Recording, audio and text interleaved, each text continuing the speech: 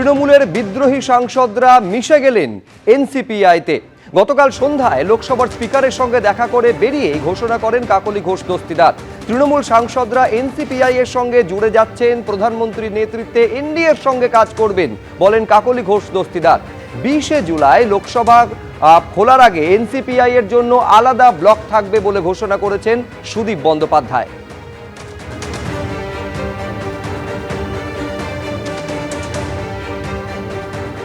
हम ये जो झूठ अपील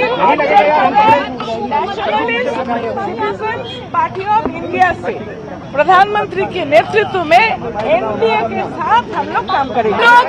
एआईटीसी से चुने हुए 20 सांसद स्पीकर साहब से मिलकर अलग बैठने का चिट्ठी दिया और ये 20 सांसद जो हमारे कुल मिला के जितने हैं उसमें से 2/3 से ज्यादा है। हम ये जो झूठ अपील पार्टी ऑफ इंडिया से उसके बाद क्या होगा, हम काम करेंगे राष्ट्र के लिए और प्रधानमंत्री के नेतृत्व में एनडीए के साथ हम लोग काम करेंगे। আপনারা জানেন লোকসভার তৃণমূলের যে বিদ্রোহী সাংসদরা তারা প্রথমে ভূপেন্দ্র যাদবের বাড়িতে নিশিকান্ত দুবের সঙ্গে বৈঠক করেন এবং তারপর তারা চলে যান স্পিকারের কাছে এবং তাদের সই সম্বলিত যে চিঠি সেটা তুলে দেন। এবং এই সই সম্বলিত চিঠির মধ্যে কার কার নাম রয়েছে পরপর সেই ছবি এবং সই আপনাদের সামনে তুলে ধরছি। সুদীপ বন্দ্যোপাধ্যায় থেকে শুরু করে কাকলি ঘোষ দস্তিদার, মালা রায়, এরকম 20 জন বিদ্রোহী তৃণমূলের সাংসদ তারা লোকসভার স্পিকারের কাছে চিঠি দিয়ে জানিয়ে দেন যে তারা NCPI Nationalist Citizens Party of India তাদের সঙ্গে মিশে যাচ্ছেন। সুদীপ বন্দ্যোপাধ্যায় তিনি যেটা জানাচ্ছেন যে 20 তারিখে যখন লোকসভার অধিবেশন শুরু হচ্ছে তার আগে এনসিপিআই এর জন্য আলাদা ব্লক থাকবে।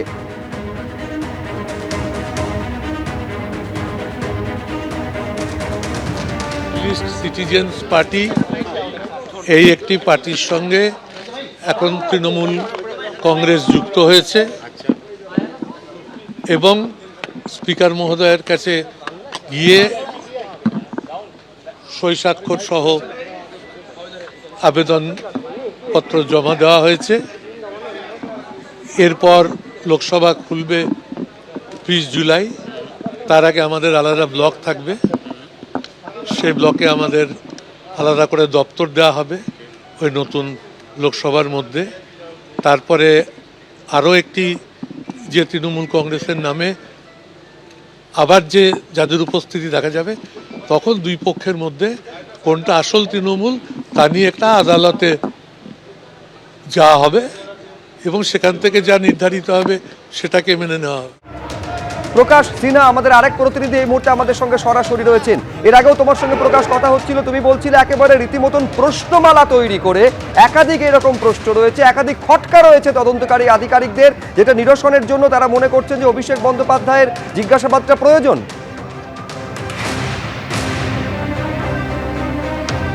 দেখো সুপ্রজিৎ, তোমাকে একটা নতুন তথ্য দিই, যেটা ইডি সূত্রের খবর, যে নতুন তথ্য আমরা পাচ্ছি এবং এতদিন এই তথ্য কিন্তু নিয়োগ দুর্নীতি মামলার তদন্ত করতে গিয়ে আমরাও পাইনি।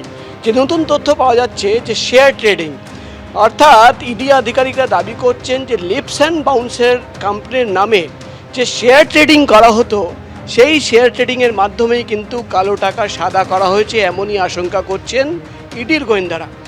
ইডির তরফে দাবি করা হচ্ছে 2021 সালে তারা যে লিপস অ্যান্ড বাউন্সের কোম্পানির নামে যে শেয়ার ট্রেডিং করা হচ্ছে, সেই শেয়ার ট্রেডিং করা হতো ফিউচার অ্যান্ড অপশনস বলে শেয়ার ট্রেডিং, অর্থাৎ 5 টাকার শেয়ার 5 টাকায় শেয়ার কেনা হলো এবং সেই শেয়ার ঠিক 2 ঘন্টা বা 3 ঘন্টার মধ্যেই 10 টাকায় বিক্রি করে দেওয়া হলো এবং সেই বিক্রি করার জন্য একটা কোম্পানি খোলা হতো, শেয়ার কিনতো লিপস অ্যান্ড বাউন্স এবং যে কোম্পানিকে বিক্রি করা হতো এবং যেখান থেকে টাকা আসছে সেই কোম্পানিও কিন্তু এক ধরনের শেল কোম্পানি, অর্থাৎ নিজের কোম্পানি থেকে কেনা হচ্ছে, নিজের কোম্পানির মাধ্যমে বিক্রি করে দেওয়া হচ্ছে এবং কালো টাকা কিন্তু সাদা করা হচ্ছে। এই ধরনের তথ্য কিন্তু ইডির হাতে এসছে, এমনই দাবি কিন্তু ইডির আধিকারিকরা করছেন। অর্থাৎ ফিউচার অ্যান্ড অপশনস ট্রেডিং করে দিনের পর দিন শেয়ার ট্রেডিংকে ম্যানুপুলেট করা হয়েছে, এমনই দাবি কিন্তু ইডি তরফে করা হচ্ছে এবং একদিকে যেমন সম্পত্তির হিসেব, কোথায় থেকে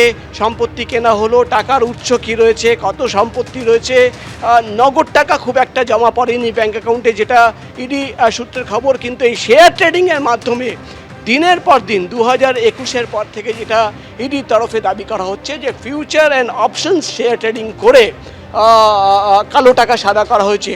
এবং অভিষেক বন্দ্যোপাধ্যায়কে একদিকে যেমন এই সম্পত্তি, টাকার উৎস কি, কত টাকার তিনি সোর্স অফ ইনকাম ছিল, এই সমস্ত প্রশ্ন তো করা হবে, কিন্তু মূলত যেটা ইডি সূত্রের খবর যে শেয়ার ট্রেডিং নিয়ে তারা কিন্তু অভিষেক বন্দ্যোপাধ্যায়কে জিজ্ঞাসাবাদ করতে চান। অর্থাৎ শেয়ার ট্রেডিংয়ের মাধ্যমে ফিউচার অ্যান্ড অপশনস ট্রেডিং করে লিপস অ্যান্ড বাউন্স কত টাকা কালো টাকা সাদা করেছে এবং কীভাবে এই গোটা শেয়ারের খেলা চলতো, সেটাই কিন্তু তদন্তর বিষয়। এবং সেই তথ্য সামনে রেখেই কিন্তু অভিষেক বন্দ্যোপাধ্যায়কে প্রশ্ন করতে চান ইডির গোয়েন্দারা।